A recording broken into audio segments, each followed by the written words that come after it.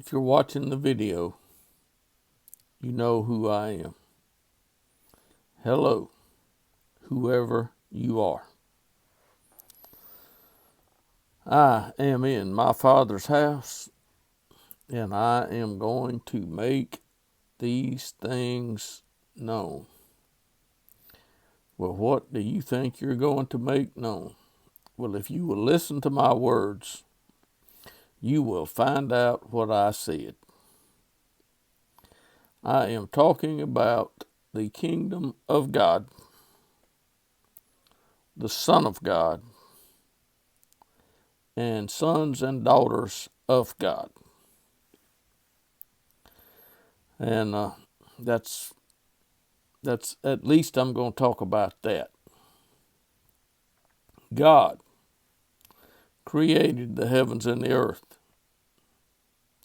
God made a man from dust, from the dust of the ground. And the man was the image of God. A man today is the image of God. Hasn't changed a bit. Just like horses are horses and cows are cows, irregardless of what who says. Things are not evolving from lower life forms. Jesus of Nazareth was born to be a king. And some people think he's already the king. Well, I can tell you, he's not yet sitting on his throne. He can sit on a throne in heaven, but don't be deceived and believing that Jesus is sitting on the throne of David, ruling the kingdom, because he's not.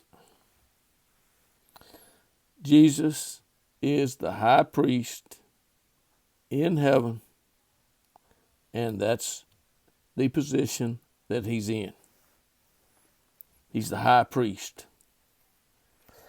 Jesus is a mediator. My Bible says he is a mediator between God and man.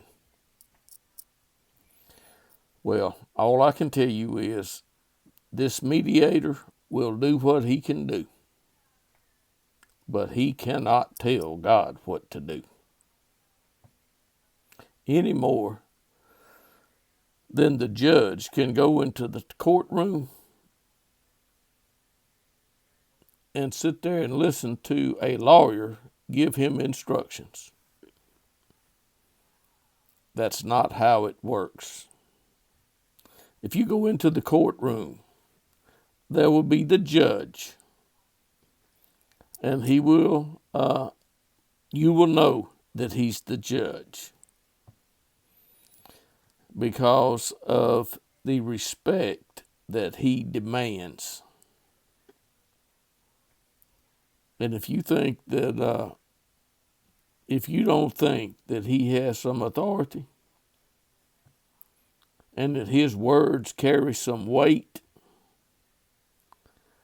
put him to the test and see what happens to you. That's what you need to do with a judge in a courtroom in any of these towns to where they hold court. Yeah, I've been to the courtroom. I know who rules. It's not the lawyer. It's not any of those sitting around the judge. They got several people working in the courtroom, taking notes and speaking. But I can tell you who speaks to the judge. Whoever he calls. If he calls on someone in the courtroom to speak, he expects them to speak. God sits on the throne in heaven. He's been there for many years. After he moved to heaven. And you say, well, Bob, he's never been anywhere else. Yes, he has. He was on the earth for over 1,000 years, dealing with Adam, Eve, and his offspring. That's what was on the earth. That was what was on the earth when God was on the earth. And God could walk anywhere he wanted to go. And I believe he probably did at that time. I don't think he was flying around. I don't. But God determined some things. And if you think that he had help or assistance, I feel for you. He did not have or need assistance. If he called for assistance, it was simply because he wanted to be nice and let somebody feel like, they were useful. God can do whatever he says he will do. He will. And if you have not believed it, then you just have never heard the truth, so you could.